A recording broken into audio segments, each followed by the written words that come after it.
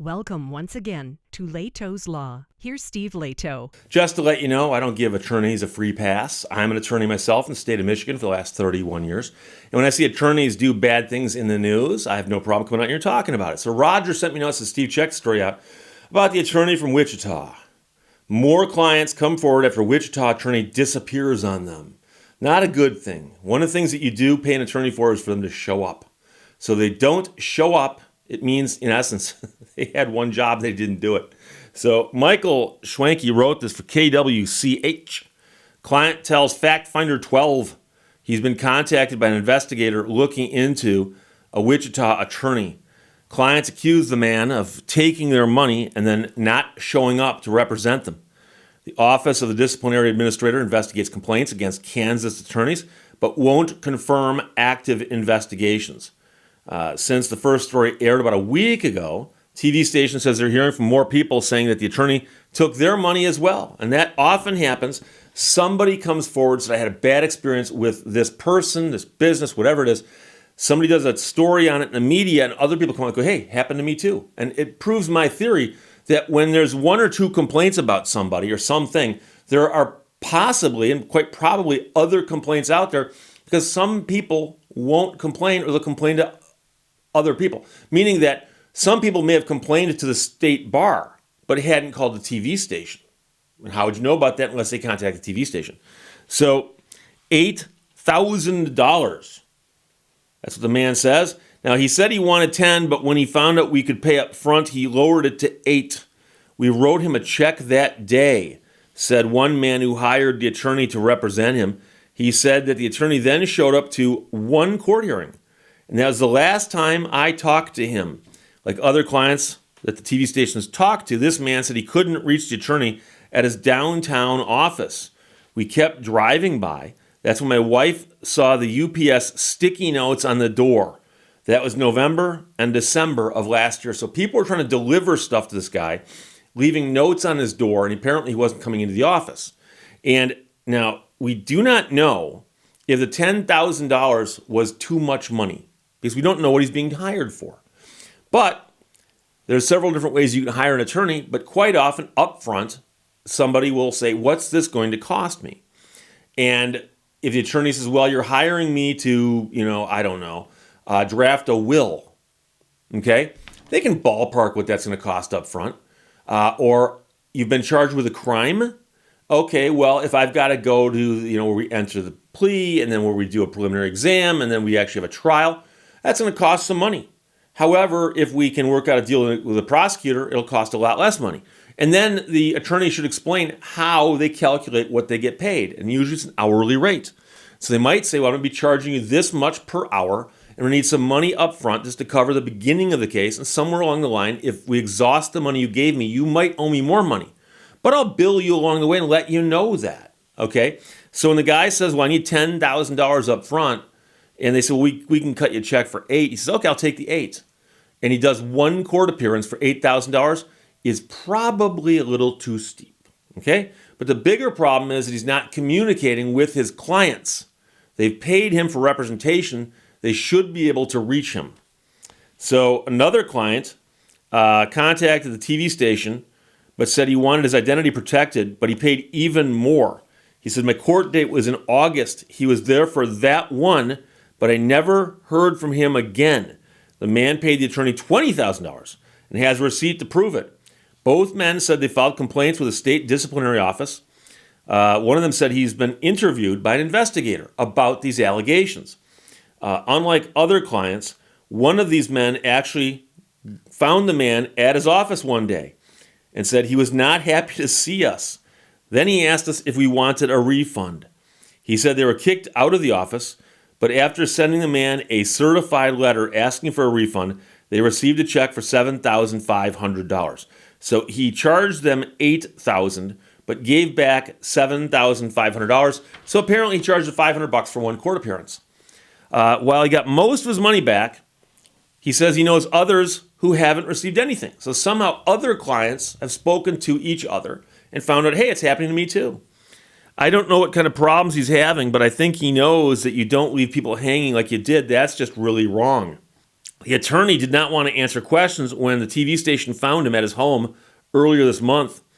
Now, he is still listed in good standing with the Kansas Judicial Center attorney registration. There's been no recent disciplinary action taken, but any current investigation would not be public. So you can, in most states that I'm aware of, go on to the state bar website, type in the name of an attorney, and it'll tell you whether they're active or inactive or not a member at all. And so if somebody tells you, hey, I'm an attorney in the state of Michigan, look them up. Find out if they are. Turns out they are, they are. If they're not, they're not.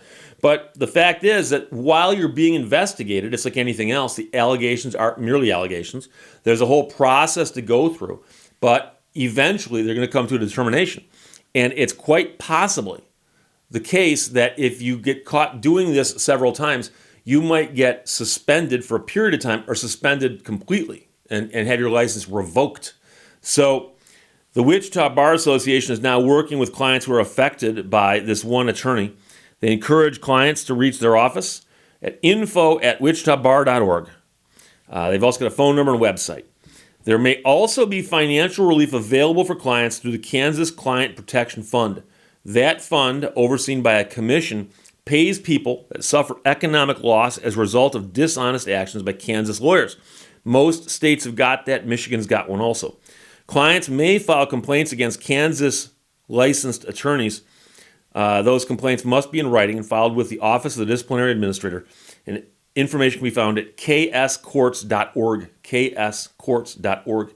So a bunch of stuff going on here.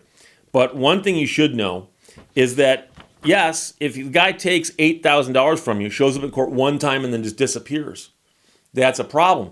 But the bigger problem I have, or maybe it's, who knows which problem is bigger, but another large problem you have is that if he doesn't show up for court and you do and your attorney's not there, that can screw things up too. Now, most judges would ask somebody, they call the case, guy stands up and they go, do you have an attorney? Yes, Your Honor, but he's not here. Okay, can you go call him? I tried, there's no answer. I'm sorry, Your Honor, I don't know what to do. That a judge would probably say, okay, let's put this aside and see. And now, if the guy's in the community and he's done this more than once, there's a good chance that word is filtered out that this guy's got some kind of problem. But I've seen it before, where a judge says, well, if you have an attorney who's filed an appearance and he's not here, we will adjourn this to a later date to find out where he is so you can find him, we can find him, something like that. Because once an attorney files an appearance on a file, they're obligated to show up more so than their client, because attorneys can go to court and represent the client who may or may not need to be there. That is a huge, huge problem. But unfortunately, things like this do happen. And it happens in a lot of businesses, not just attorneys, where people run into financial trouble. And somebody pays them some money like they normally do as a customer or a client or whatever the relationship is. And the person brings the money in and they use it and they dissipate it much faster than they should. So for instance, if you pay money to an attorney and say, I'm going to pay you to do this case for me, doesn't mean that the attorney can take the money and spend it all the second they get it in their hands, because technically they haven't earned the money yet. And so what some attorneys do is they will put that money into a trust account, and then as they do the work on the file, they'll pay themselves. And I've heard of attorneys who will take the money and go, no, the second they hand it to me, it's mine. And they put it in an account and they start spending it. And then the client comes back the next day and says, something, I've changed my mind. I don't want to hire you for this project anymore. Either I'm not going to pursue it or I'm going to go with somebody else. I want my money back.